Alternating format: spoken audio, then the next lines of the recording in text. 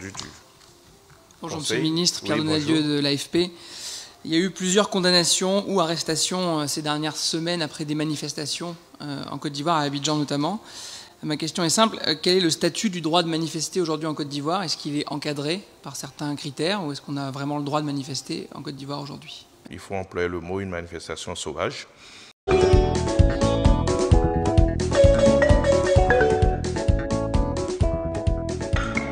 Bompé, tcha tcha tcha tcha.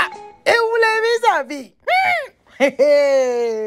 Mon cher, la mamaille, la mamaille, la mamaille. Bonsoir les amis. Bonjour, bon après-midi, dépendamment de votre position, les amis. Venons s'affairer un peu. En tout cas, venons s'affairer. Venez, on va s'affairer. Est-ce que vous savez que hier, dans la nuit d'hier à aujourd'hui, là, il était plus de 23h et quelques là-bas. C'est là, ils ont dit que non. Ils ont fait procès des 26 là et que le verdict est tombé la nuit là. Je sais pas, toujours pour eux là, toujours c'est la nuit, le verdict là tombe. Le verdict est tombé la nuit là. Les 26 là, plus les autres là, les 4 autres qui avaient brandi le drapeau, ça dit les 30 là, que ils sont condamnés à 24 mois, mais avec sursis. Donc, le juge a décidé, si vous voulez, de les laisser sortir. Donc, la nuit, là, ils ont pris la route pour rentrer. C'est ça, vous voyez la vidéo, là. Ils sont contents comme ça. Ils sont contents. Entendre hier, là, le porte-parole du gouvernement, là, il y a deux gens des chaînes ivoiriennes et françaises, là, TV5 et puis AFP, tout, qui avait posé des questions par rapport au 26 là. Et le porte-parole là a donné une réponse, mais moi, il a dit, Tchaï, Adam, on peut parler mal comme ça. Maintenant, voilà, le même soir, là, ils sont sortis. Donc, bref, c'est bien sûr. Voilà ce que je voulais partager avec vous. Nos camarades, nos frères du PPACI, nos frères et sœurs du PPACI qui avaient été condamnés à 2 ans de prison ferme là, le juge a changé, bon, puisque eux-mêmes, leur avocat a fait appel, tout. Bon, le juge a dit, ok, ça sera toujours les mêmes 24 mois là, mais maintenant, ils ont changé pour dire avec sursis. Donc, bref, ils sont libres et ils sont rentrés à la maison la nuit là. Donc, ils sont rentrés à la maison. Donc, c'est ce que je voulais partager avec vous. Donc, sur ce, moi, je vous laisse un peu, voilà, écouter le porte-parole du gouvernement, là. Et puis, voilà la réponse qu'il a donnée. Et puis, bon, on se parle tout à l'heure. Bye bye.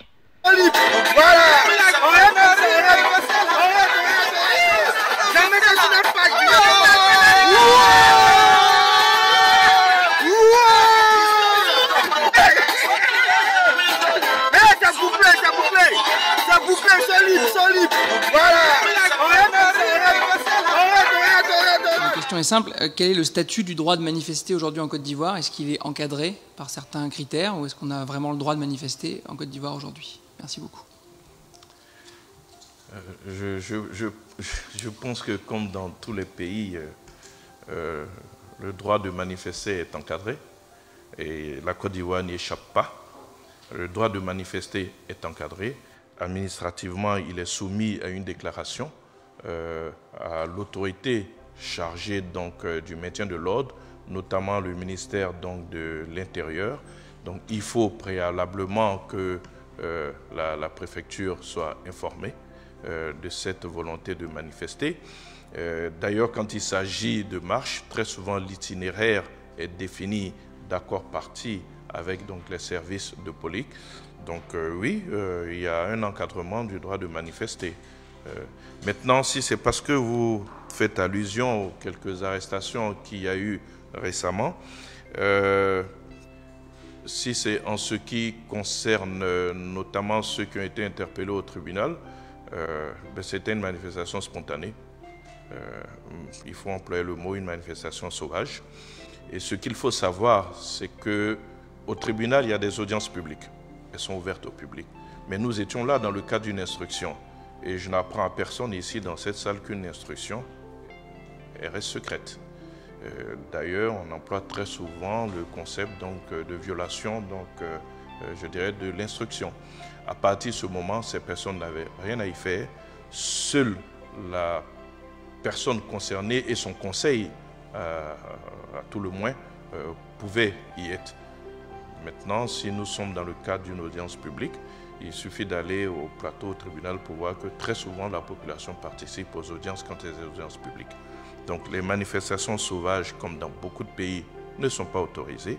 Les manifestations, au moins de façon administrative, sont soumises à déclaration et quiconque viole, je dirais, cette disposition, eh bien, va subir les rigueurs de la loi parce que cela pourrait être considéré comme un trouble à l'ordre public dès lors que l'autorité chargée de gérer l'ordre public n'est pas informée. Bonjour Monsieur le Ministre, Christelle Pire de TV5 Monde. Je me permets de rebondir sur après la question de mon collègue. Après donc, la condamnation des 26 militants du PPACI à 2 ans de prison ferme pour trouble à l'ordre public et l'arrestation de 4 personnes qui ont brandi un drapeau russe lors d'un meeting du PPACI. Amnesty International a réagi avec un communiqué. L'ONG a notamment dénoncé, je cite, des détentions arbitraires et des entraves à la liberté de réunion pacifique, liberté d'expression et liberté de mouvement. Je voulais savoir comment le gouvernement réagissait à ce communiqué et savoir également, s'il vous plaît, si vous savez ce que l'on reproche exactement à ces 4 personnes qui ont brandi le drapeau russe. Merci. Merci. Je ne saurais quoi répondre à ce communiqué parce que le gouvernement n'a pas fait arrêter qui que ce soit. Vous savez qu'on a le principe de la séparation des pouvoirs.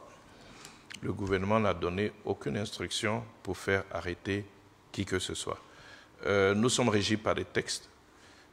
Si la justice a estimé qu'il y avait trop à l'ordre public, elle a certainement ses raisons. Il y a eu des procès qui ont été tenus. Les mises en cause ou les condamnés, puisque les procès ont été tenus, ont la possibilité donc d'interjecter appel. Il faut laisser la justice faire son travail. Nous n'avons pas de commentaires particuliers parce que nous ne voulons pas nous immiscer dans les décisions donc de justice, parce que sinon après ce sont les mêmes qui vont nous reprocher de ne pas avoir une justice libre et indépendante. Nous ne commentons pas, et vous le savez très bien, les décisions de justice dans cette salle. Monsieur le ministre, Assina Ouattara du quotidien Le Patriote, depuis un certain moment, on assiste en Côte d'Ivoire à des discours qu'on peut qualifier de dangereux pour la cohésion sociale et l'unité nationale de la part d'hommes politiques, notamment de l'opposition. En cette période électorale ou en cette année électorale, est-ce que cela inquiète le gouvernement ?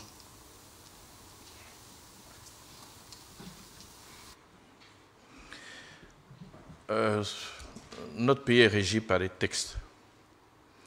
Et je pense que certains propos, s'il est avéré qu'ils menacent la cohésion sociale et que dès lors ils peuvent être apparentés à des encouragements aux troubles à l'ordre public, pourraient faire l'objet d'une autosaisine donc, du procureur comme il l'a fait régulièrement.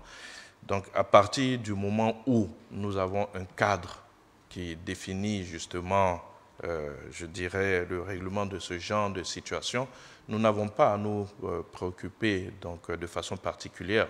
Mais par contre, il nous paraît important de lancer un appel donc, à la responsabilité, un appel, je dirais,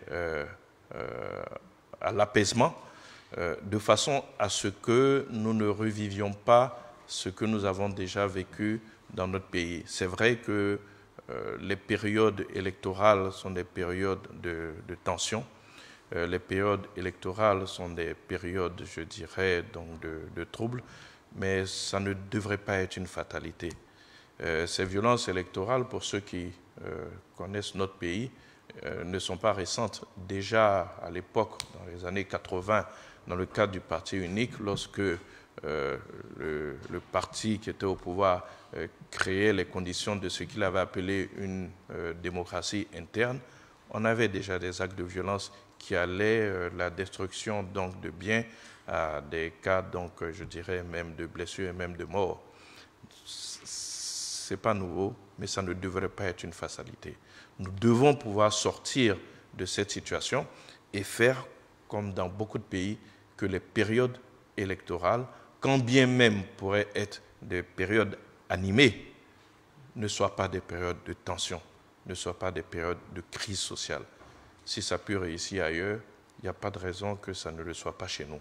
Donc c'est un appel à la responsabilité de tous les acteurs politiques. En tout état de cause, la justice est là et elle s'est tranchée quand il faut.